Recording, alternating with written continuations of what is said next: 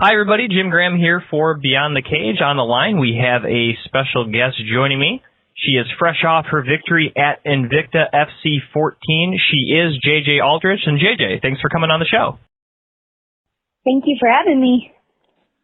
All right, the first thing I got to ask you, and this is an unusual question, but of course your opponent, Rosa Acevedo, wore a very interesting outfit to the cage, that being a cat onesie singlet. And I was wondering, it didn't seem to affect your performance at all, but did that take you by surprise at all when she walked out to the cage with that?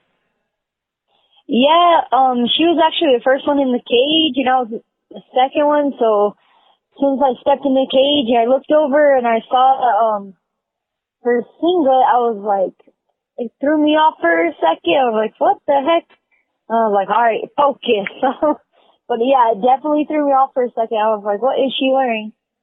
Would you ever wear something like that? No, I can't say I would. Probably not a singlet, let alone a one with a big old cat on it. All right, well, let's get to the fight. Enough silliness there. And looking at the fight, obviously it kind of started off, little feeling out process between the two of you. Some great combinations by you, and then you kind of got in close up against the cage in the clinch. Started landing some punches and knees, and the knees are what finally did her in there very quickly, and the referee had to come and stop this at the 2:24 marker. Was that kind of the game plan coming in to get her up against the cage and throw strikes?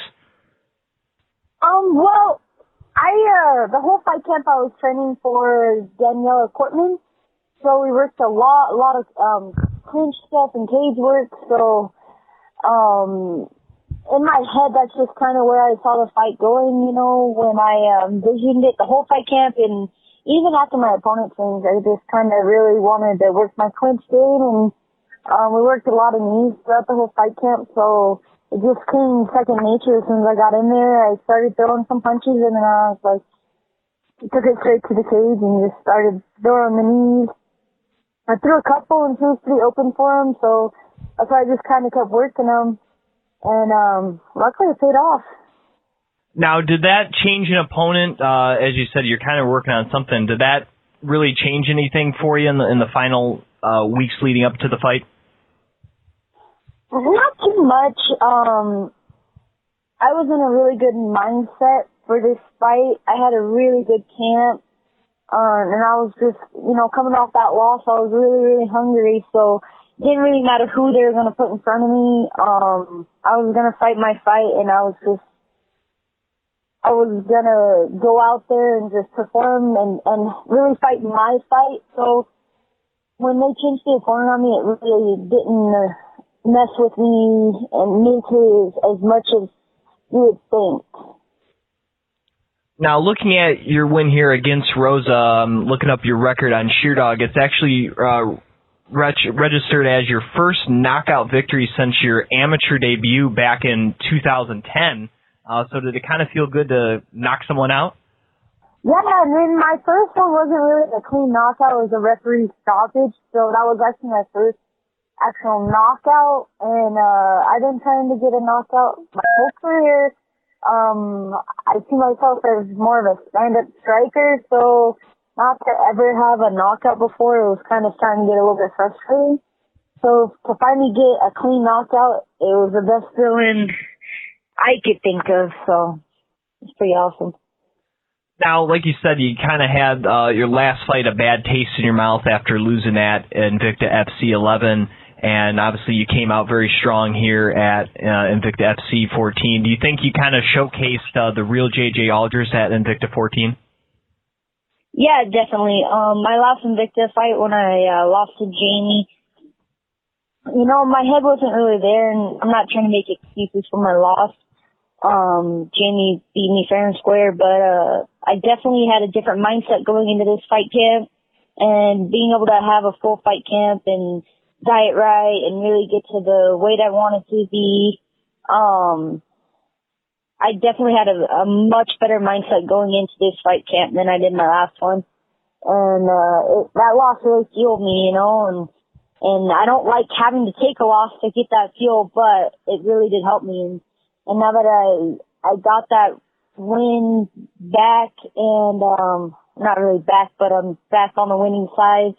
And in the fashion that I did win, I'm just hungry, and I want to fight on the very next Invicta. And just keep the momentum going. Now, is another fight against Jamie Moyle something you like to run back at some point in your career? Yeah, definitely. I really respect Jamie. I think she's a really talented athlete, but definitely a rematch someday. And I'm not saying, she couldn't do it again. I'm just saying I definitely would like to fight her again, because I don't feel like that fight lived up to the hype, and I don't feel like I fought at my full potential. So I would definitely like to fight again eventually, have a rematch for sure.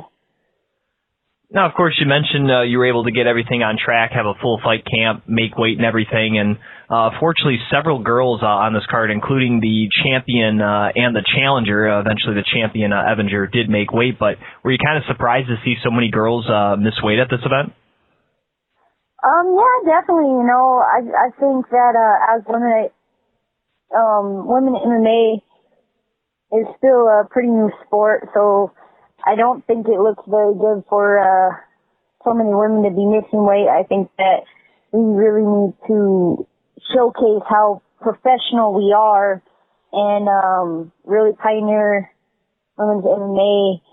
So for so many of us to miss weight, I don't think it looks very good on our half. But everyone, it's with the exception of Rosa, had a full fight camp, so I don't think there should really be any excuses. We all got, at least I got 7 weeks notice, and everyone that I talked to had the same notice, so I really don't think there's that much of room for excuses.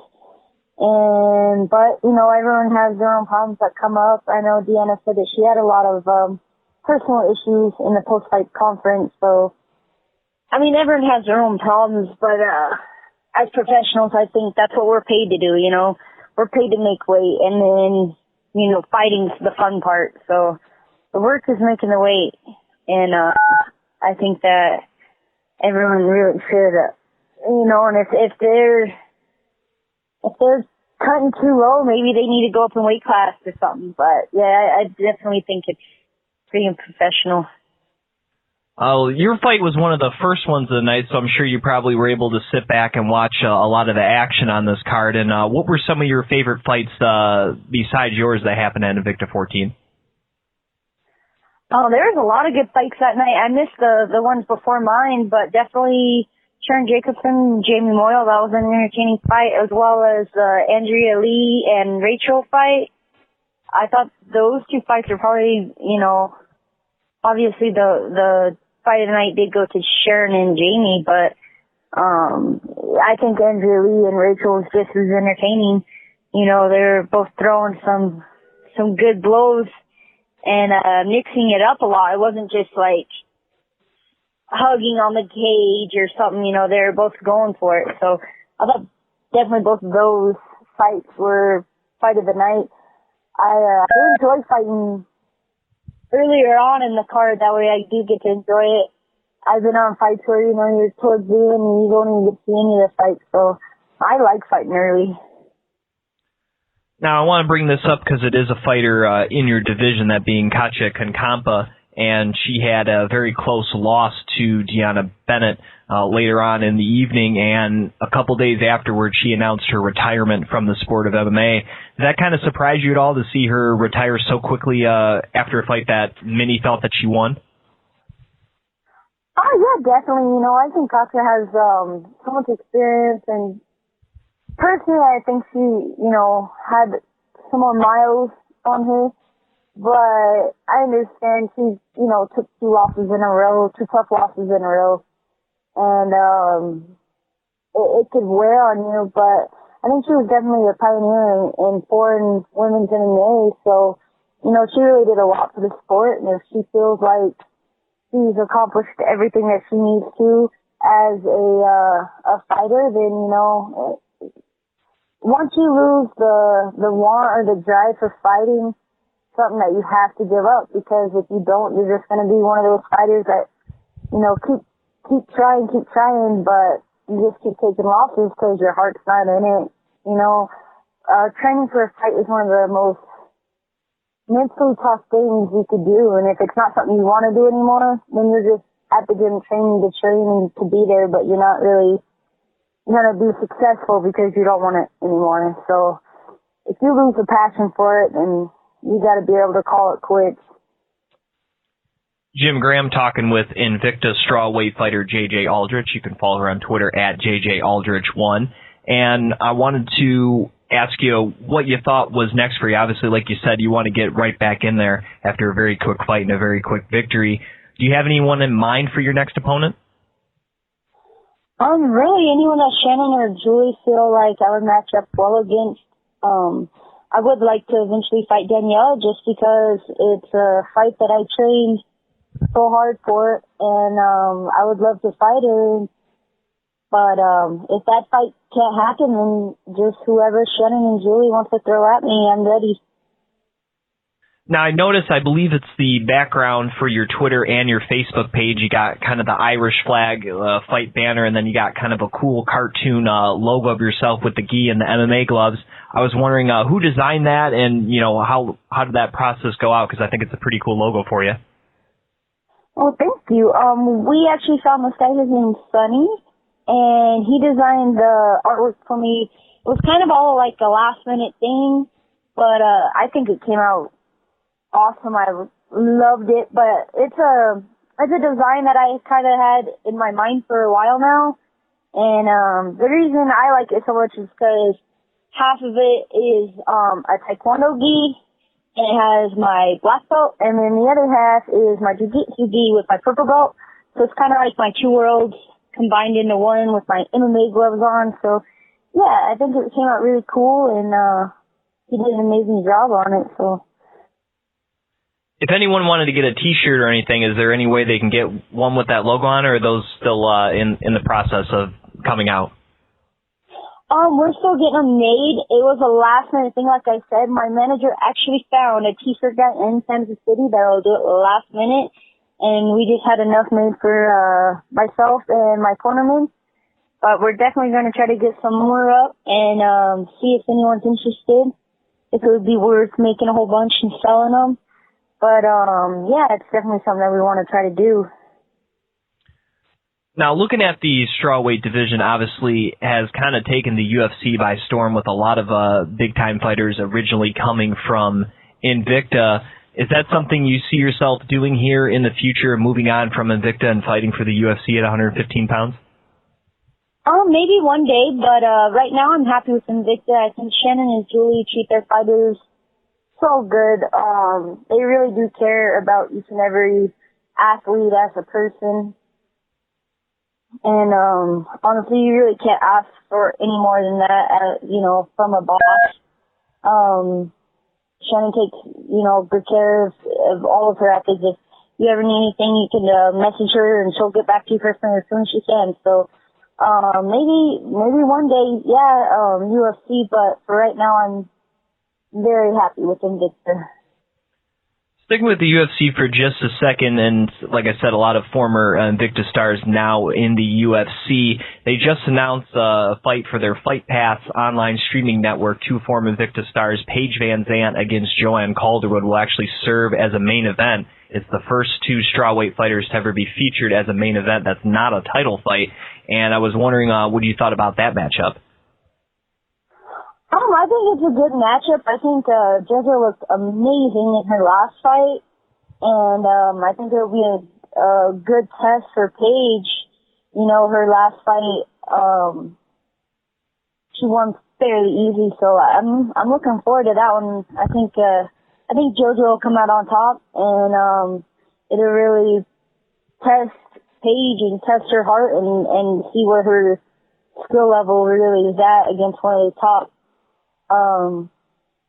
fighters in the UFC. So I'm excited for that fight, and I think it's a huge step for women's MMA, especially the 115-pound weight class. I think we're making a lot of strides. So, and I think it's an exciting division. So I'm excited for that fight. Sticking with the 115 division, the UFC title for that division will be on the line come November as Joanna Jędrzejczyk takes on Valerie Returnal. Also on the card, the main event, Ronda Rousey taking on Holly Holm, the first time a women's fight, title fights that is, have co-main and main evented a card. It's supposed to be a huge stadium show in Australia, 70,000 seats, UFC 193. I just wanted to get your thoughts as a fellow female fighter, what you think about that huge event that the UFC is putting on. I think it's great. It's amazing how far women's MMA has come from just a few years ago, where Dana White said women will never be in the UFC, and now we're headlining and co-headlining a show in a foreign country. I think it's just huge, and anyone you talk to, they like watching the girls fight more than the guys. So I think it's a good move by Dana. All right, JJ, I'll get you out of here with this. Earlier in the week, the Nevada State Athletic Commission handed down a pretty huge suspension and fine on Nick Diaz for a failed marijuana test following his fight in January against Anderson Silva. And I just wanted to get your thoughts on kind of the whole Nick Diaz thing, and if you thought that the suspension was rather harsh by the state of Nevada. I think it's ridiculous. I don't see how he would get 5 years for marijuana when people like Anderson Silva is getting, not nowhere near that for, for steroid use, So I think it's absolutely ridiculous. I myself went and signed the petition for Nick Diaz's case to be reviewed by the White House, so I hope everyone else does too, because, I understand him getting fined and stuff like that, but 5 years I think is ridiculous. And honestly, 5 years for a vet like that, if he, if that holds up, we might not ever see Nick Diaz fight again. That's a really long suspension for somebody who's been fighting for as long as he has.